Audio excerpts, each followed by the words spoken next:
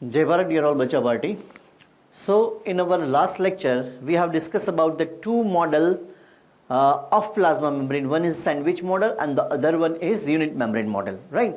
Today we are going to discuss the third model, that is fluid mosaic model, and it is the most accepted model, right? One more thing that you need to remember is that this video might be a longer one because we need to we need to see every small details, because this plasma membrane structure is directly related with the some of the physiological part of plant physiology as well as in animal physiology, right? So every single point is very much important. So let us start with the third model, that is fluid mosaic model. There are many similarity between the previous two one and this one, right? So that part we will not going to discuss in a detail, right? So this model was proposed by two scientists, and they were Singer and Nicholson, and they proposed this model in 1972. Okay, according to this model, proteins are arranged according to this model. We can say that the protein are arranged according to this model. Proteins are arranged in phospholipid layer as a mosaic pattern. Okay, what does it mean by mosaic pattern? Supposing that if we talk about the frozen glacier, right? In frozen glacier, there are the surface of a ice, and beneath to that layer there is a watery content, right?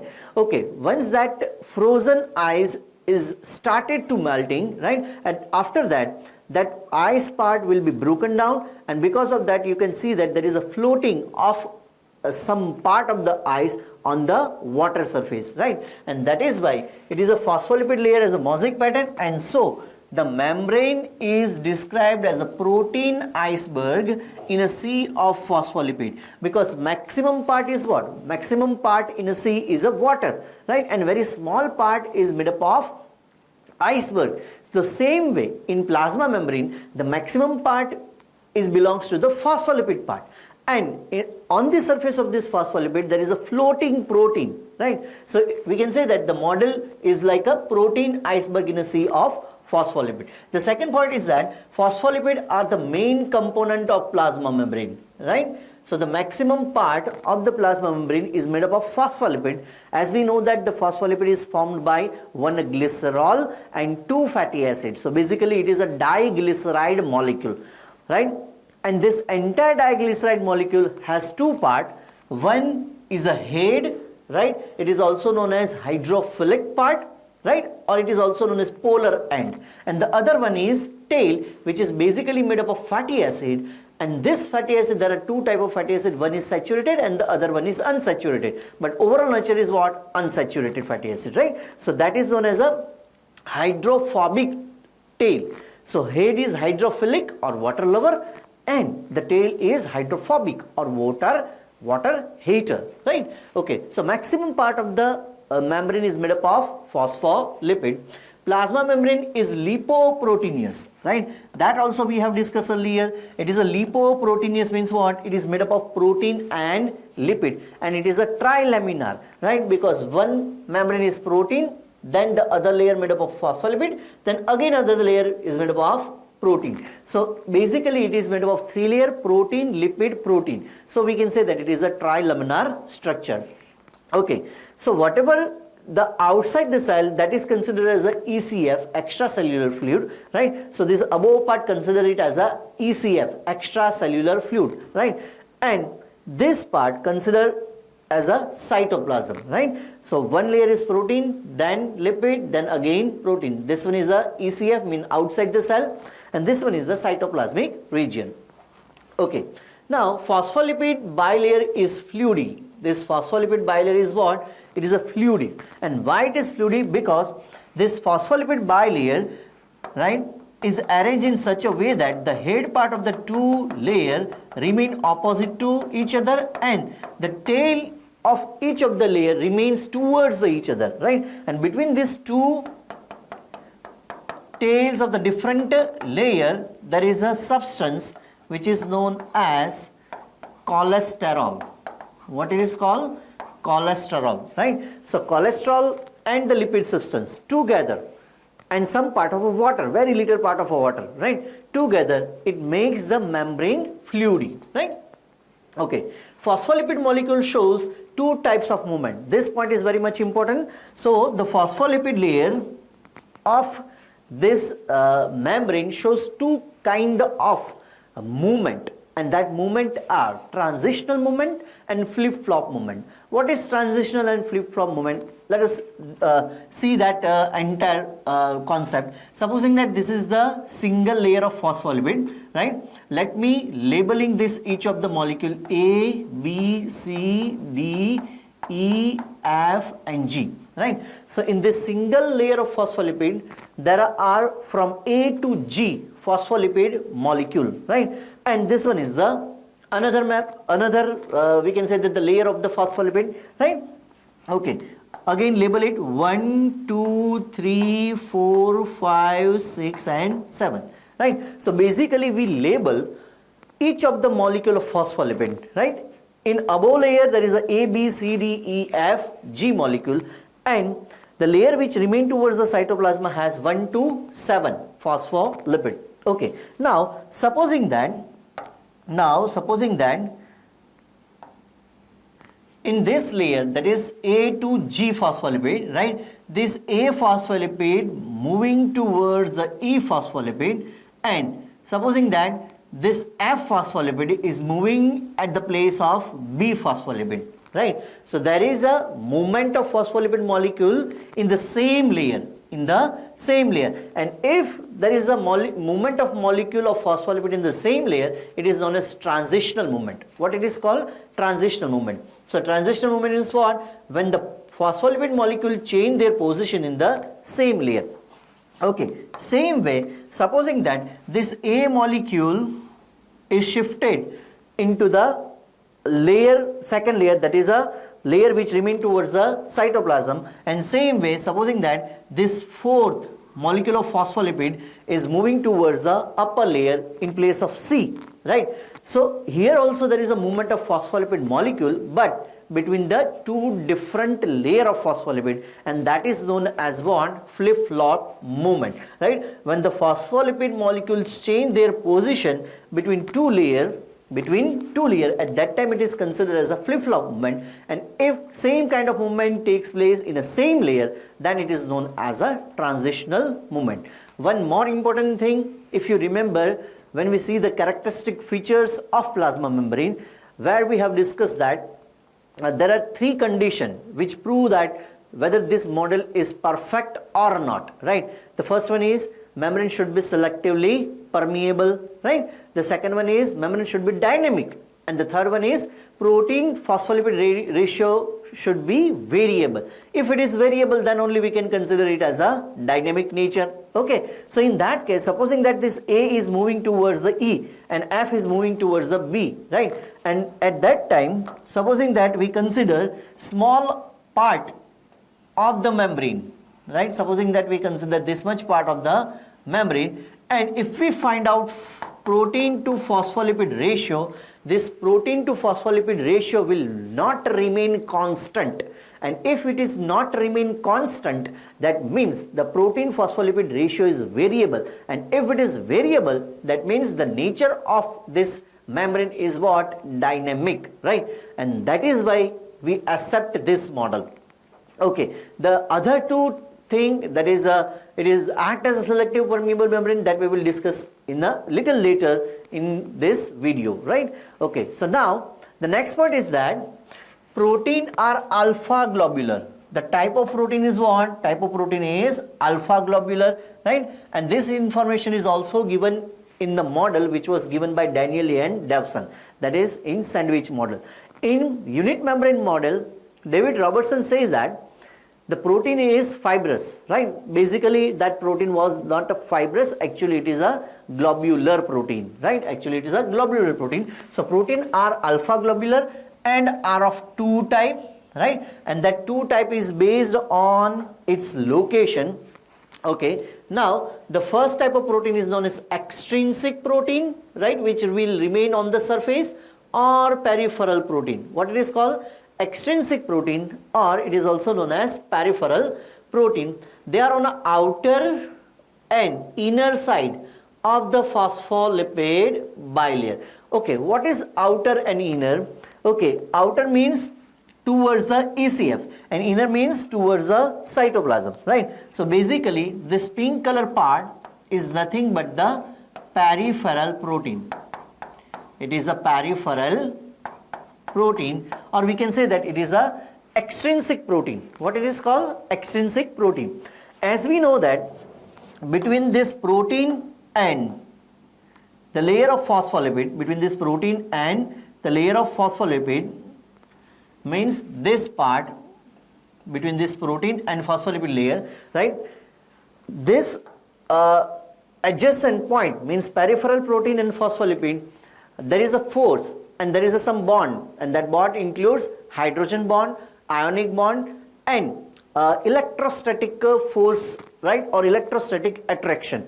So, and that is very weak. So this protein can move from one place to another place.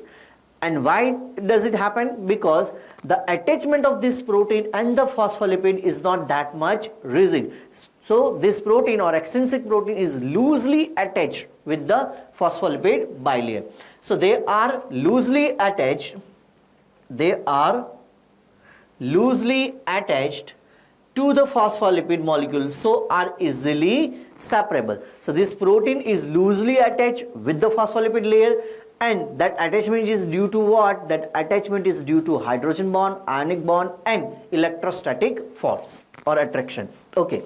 Now the next one is they can move freely in membrane structure. This protein can move freely, means this protein can shift from one place to another place on the same surface, as well as this protein can also move towards the cytoplasmic part, and the inner surface protein also moves towards the outer surface, because many of this protein act as a carrier protein.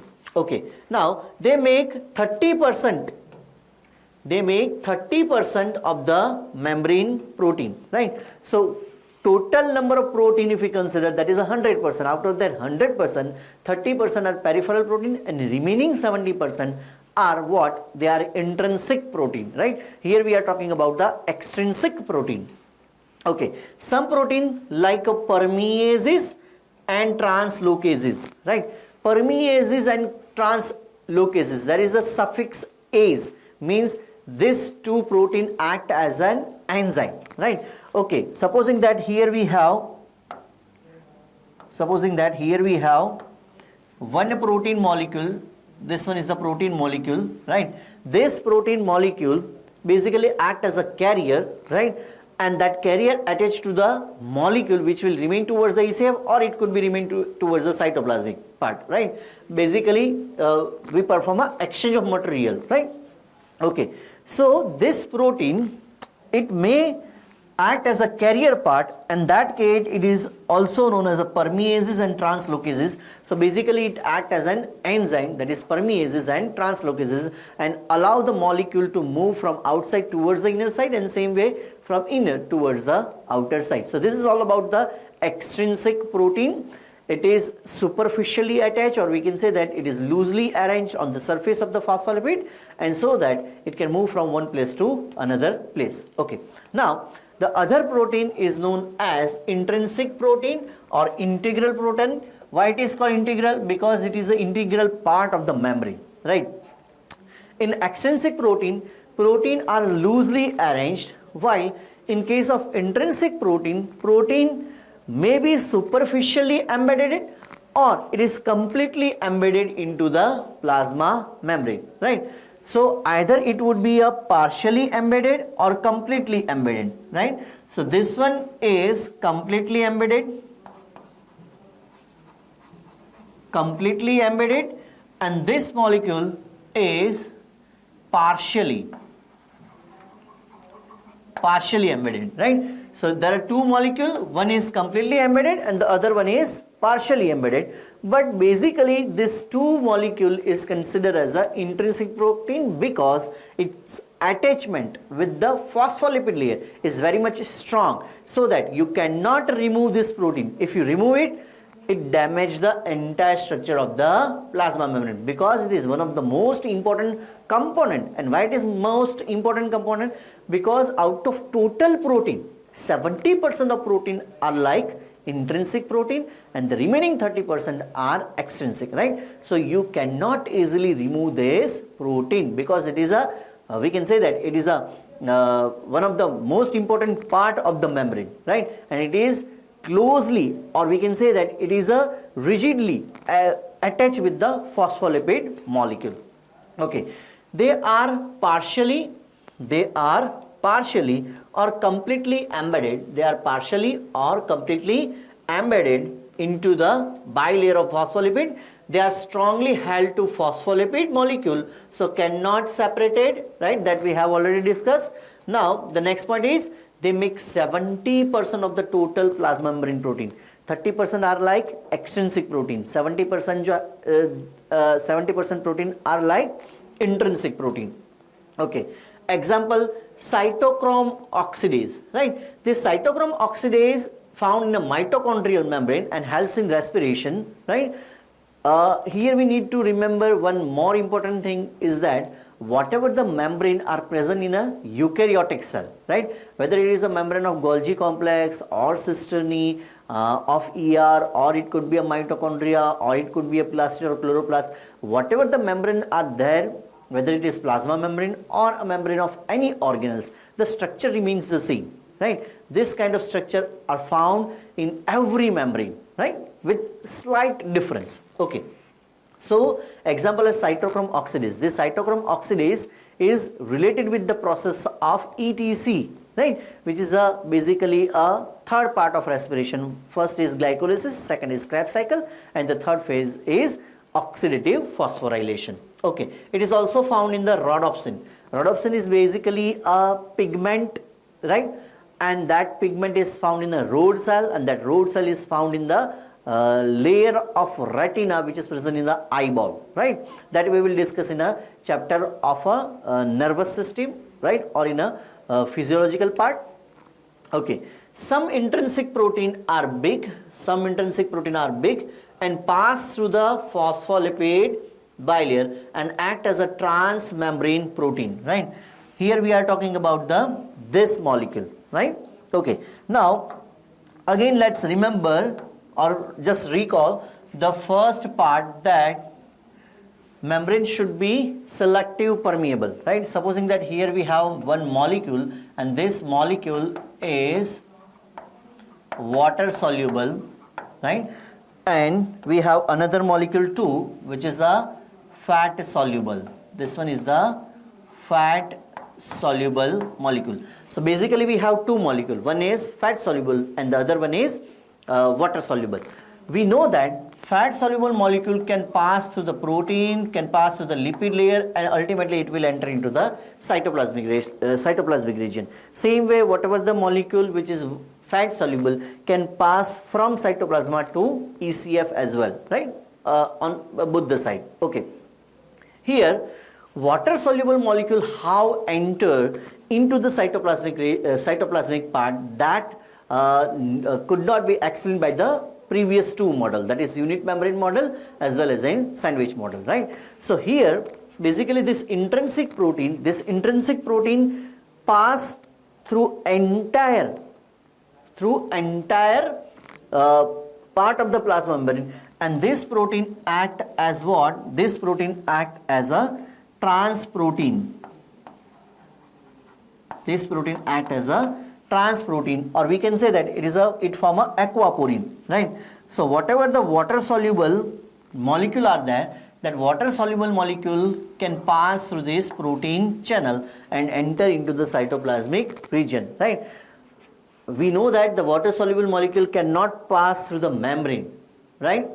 Okay, so this way we can say that this model is universally accepted, because the first parameter or characteristic specialization of membrane is that it should be selectively permeable. So membrane directly do not allow the water soluble molecule, but it can allow the fat soluble. Then how can water soluble molecule enter into the cytoplasmic region? There is another mechanism, right? Because this membrane has what? This membrane has a transmembranous protein which is also known as aquaporins, that we will discuss later.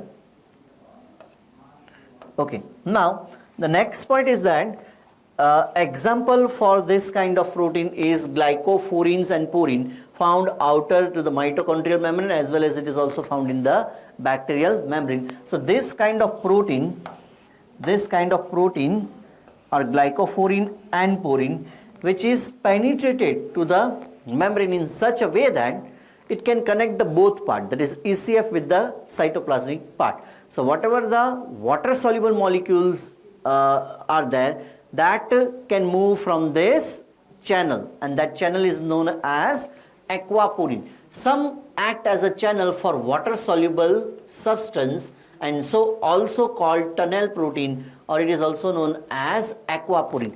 Aqua stand for water and porins means hole, right, from where there is an exchange of material. So whatever the water soluble part is there, exchange of that part, that is through the aquaporin part, right, okay, or channel protein. This channel are charged, right, this channel are charged. So according to the requirement of the cytoplasmic content, right, and the cytoplasmic content requirement is based on the metabolic process performed by the cell. So according to that, to maintain the ionic balance of the cytoplasmic region, this channel is charged, right, and according to that it can move positive charge ion as well as negative charge ion, but that is completely based on the requirement of the cytoplasmic region, right. Okay, some intrinsic protein act as an enzyme, for example ETC mitochondrial membrane, right, that is electron transport chain, and it is a inner membrane of the mitochondria where this process is occur, right. So that membrane act as a enzyme. Okay, some protein act as a receptor for hormone and enzyme. Okay, supposing that here we draw one protein molecule, supposing that this one is the protein molecule which is found on the surface of this cell, right. Basically this protein molecule act as a receptor, and the pattern of this receptor is complementary to the molecule of hormone, right. So basically this one is the hormone and there is a receptor, and we can say that the chemical bonding of these two molecules is complementary to each other like lock and key, right. So some protein is also act as a receptor for hormone and enzyme. Phospholipid molecule are polar, and amphipathic in nature, right, that we also discuss in a sandwich model, right. Okay, what is the amphipathic nature? As we know that the phospholipid molecule is made up of two parts. One is a glycerol part or head part, which is a hydrophilic, which is a water lover, right. So it is a water lover, hydrophilic. The tail part is made up of fatty acid, unsaturated and saturated, right. It is also known as a hydrophobic, and hydrophobic means what? Water hater. So one part of the phospholipid molecule is water lover and the other one is water hater. So that two part shows two different characteristics, and that is why it is known as amphipathic in nature. Okay, head part is also known as polar end and the tail part is also known as non-polar end. Main type of phospholipid are phosphatidylserine. This is the important part. Main type of phospholipid are phosphatidylserine, phosphatidylcholine. It is also known as lecithin, right, which is the most important one. Okay, and the other one is phosphatidylethanolamine or ethanolamine. Okay, so basically, and that ethanolamine is also known as cephalin. So there are three kinds of phospholipid present in the plasma membrane. One is phosphatidylserine, the other one is lecithin or phosphatidylcholine, and the third one is phosphatidylethanolamine, or it is also known as cephalin, right. Okay, now phospholipid provide fluidity as they are rich in unsaturated fatty acid. As we know that in phospholipid molecule, let us draw one phospholipid molecule. Supposing that here we have one phospholipid molecule, this is the head of the phospholipid molecule and these are the tail, right. Tail is formed by fatty acid and the head is formed by glycerol. Okay, supposing that this one is the saturated fatty acid right? And this tail is made up of unsaturated fatty acid, right? So out of these two fatty acid, one is saturated and the other one is unsaturated, right?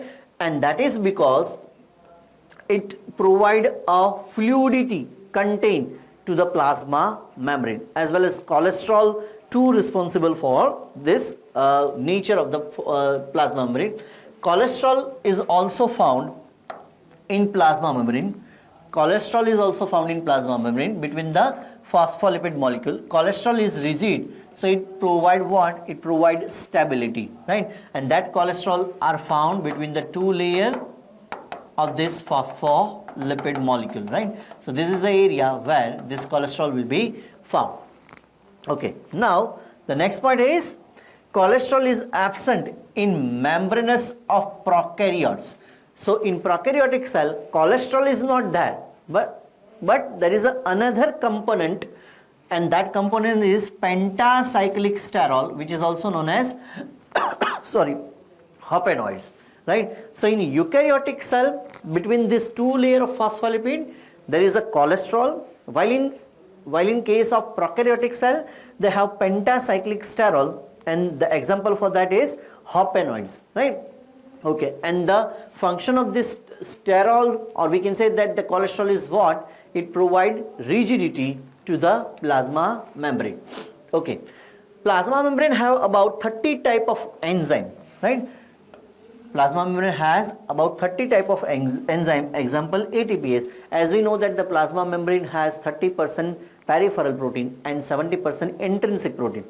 Many that intrinsic protein act as an enzyme in many organelles. For example, in chloroplast, for example, in mitochondria, for example, even in endoplasmic reticulum, as well as in Golgi complex. So that membrane has many protein, and many of that protein, particularly intrinsic protein, act as what? Act as an enzyme for many physiological process that we will discuss little later in chapter of physiology, plant physiology, as well as in animal physiology.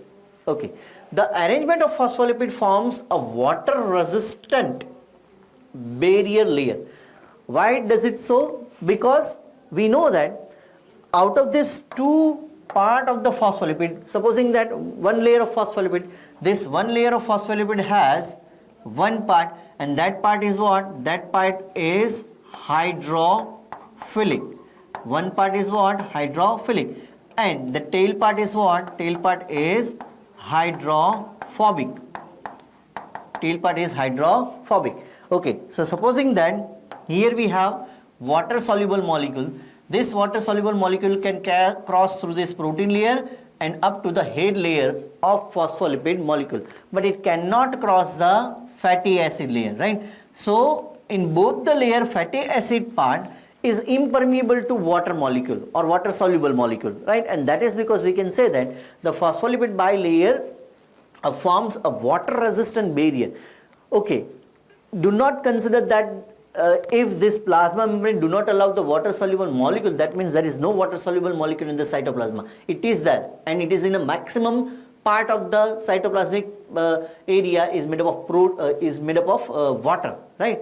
That means water molecule, water soluble molecule can enter towards the cytoplasma, but this is not the part from where it enters. It enters to the aquaporine part, right, which is basically formed by the intrinsic protein. Okay, carbohydrates is also present in this membrane, and that carbohydrate is oligosaccharides, and this oligosaccharide molecule are attached, either it could be attached with the lipid or it could be attached with the protein. If it attached with the lipid, it forms glycolipid, and if it attached with the protein, it forms glycoprotein. Okay, supposing that here we have surface protein, and suppose here there is an attachment of oligosaccharide or carbohydrate, right? If oligosaccharide molecule attach with the protein, then it form glycoprotein. Okay, let's repeat again. See, if oligosaccharide or carbohydrate attach with what? Protein, then it form what? Glycoprotein. And this glycoprotein molecule is for identification is for identification, or in other words we can say that it is for recognition, right? So this glycoprotein molecule helps to identify the cell whether it is a self or non-self, right, or a foreign particle. Okay. The other thing is that supposing that this oligosaccharide molecule is attached with the phospholipid molecule, then it form what? Glycolipid. Then it form what? Glycolipid. So oligosaccharide or carbohydrate is present in the plasma membrane. If that oligosaccharide or carbohydrate attach with the surface protein, it form glycoprotein. That glycoprotein is for identification, right? Whether the cell is self or non-self or foreign. Okay. If that the same carbohydrate attached to the phospholipid molecule, then it form glycolipid, and the function of glycolipid, it provide protection, right? For example, in our stomach, in our intestine, in many bacteria, they have surface glycolipid, and that glycolipid function as a protecting layer, right, to prevent the cell from the adverse condition. Glycoprotein helps in cell identification, as we discussed here. Glycoprotein act as a MHC. MHC means what? MHC means a major histocompatibility complex. MHC means what? Major histocompatibility complex. And what does it mean? For example, as we know that we all have different genetic material, right? Okay, in only one case, supposing that the two individuals are identical twins, then only they have the same genetic material. Okay, otherwise we all have different kinds of genetic material. Okay, if we have different kind of genetic material, that means the information present in that DNA is different. And if the information is DNA is different, that means whatever the protein is synthesized by that information is also a different, right? So supposing that whatever the protein I have that you don't have, right? And the same way whatever the protein you have, that is not found in any organism on this planet, right? Until and unless you are identical twins. Okay. So that the MHC, that major histocompatibility complex, is basically helps to identify the cell, whether the cell is self or non-self. As we know that we have immune system in our body, right? And that is a defense mechanism. So that immune system, how can that immune system identify the foreign particles? Basically it check what? It check MHC, right? Supposing that some of the bacteria enter into your body, that bacteria also having a glycoprotein and you also having a glycoprotein, right? But the bacteria has a glycoproteins differ from your glycoprotein, and that is because our immune system consider that particle as a foreign particle, right? Okay, this MHC is also provide a helps to check whether the donor are able to provide organ in organ transplantation, and whether the recipient, right, easily accept that organ or not. Supposing that in kidney transplantation, right, in other organ transplantation, we need to check the MHC. Okay. Now the next point is glycolipid form a protecting coat that we have discussed earlier, right? For example, stomach lining, and glycoprotein and glycolipid make plasma membrane asymmetric. This one is the important point. Okay. See, in plasma membrane we know that there are three layers: protein layer, phospholipid layer and protein layer, right? And this structure is symmetry in entire surface of the cell. But in this structure there are two differences that make this plasma membrane asymmetric. One is if protein attached to the if oligosaccharide attached to the protein, it forms glycoprotein. And if oligosaccharide attached to the lipid, it forms glycolipid. Here the membrane become asymmetric. Otherwise the structure of membrane is symmetric. Okay. So basically this part is glycoprotein, because here the protein attached with the oligosaccharide attached with the protein, while here oligosaccharide attached with the lipid, so it is known as glycolipid, right? And that is why we can say that glycoprotein and glycolipid makes the membrane asymmetric. Okay, plasma membrane is quasi-fluid or semi-solid jelly-like structure that is due to cholesterol and many mineral ions and water content which is present in phospholipid. plasma membrane has two surface. This one is also important part, bacha party. Plasma membrane has two surface. One is cytoplasmic or cytosolic. This surface which remain towards the cytoplasm is known as cytosolic or cytoplasmic surface. The other one is remain towards the ECF, right?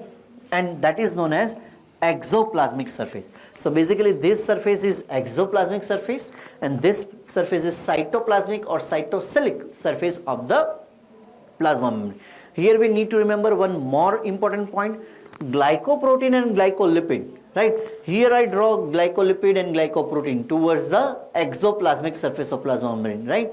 Because it is present always towards the exoplasmic surface of the plasma membrane, because the function of these two is what? Protection and identification, and the protection and identification is required towards the outer side, right? So glycoprotein and glycolipid is always present on the exoplasmic surface of the cytoplasmic membrane or plasma membrane.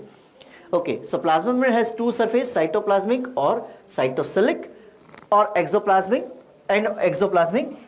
The two surfaces differ in the following ways. The phospholipid found in the outer layer means what? Towards the ECF. उसको हम क्या बोलेंगे? That is also known as exoplasmic. Okay, are mainly lecithin and sphygmomyelin, right? There are two phospholipid on the outer surface. One is lecithin and the other one is sphygmomyelin. So this lipid is sphygmomyelin, or it could be lecithin, right? So the upper layer of plasma membrane which will remain towards the exoplasmic part or towards the ECF, right? That is made up of phospholipid like lecithin and sphygmomyelin, whereas the inner layer means towards the cytoplasmic layer or cytosolic, okay, it has more cephalin and phosphatidylserine. So this layer has more cephalin or phosphatidylserine. Phosphatidylserine, right? Okay, so basically these two layers made up of phospholipid, but there are types of phospholipid. Towards the exoplasmic surface of plasma membrane, there is a phospholipid mainly made up of lecithin and sphygmomyelin, and towards the cytoplasmic area or cytosolic area, the surface of phospholipid made up of cephalin or phosphatidylserine. Okay, so basically this two layer has two different kinds of phospholipid molecule. Okay, both the layer have different protein, right? Both the layer have different proteins. So surface protein is also different on both the side. Okay. Now the next one is glycoprotein and glycolipid are found only on exoplasmic surface, right? That just now we have discussed. Glycoprotein and glycolipid, it is always found towards the exoplasmic surface of the plasma membrane.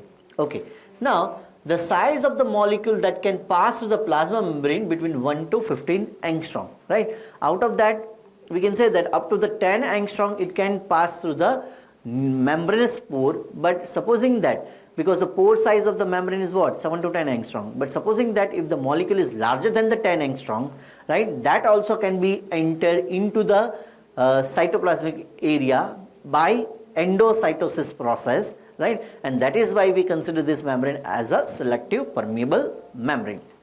Okay. The last point is plasma membrane contains about 20% of water, right? This model satisfied all three conditions which is required to prove that whether this model is accepted or not. First condition is membrane should be selective permeable. The second one is membrane should be dynamic in nature, and the third one is protein to phospholipid ratio in membrane should be variable.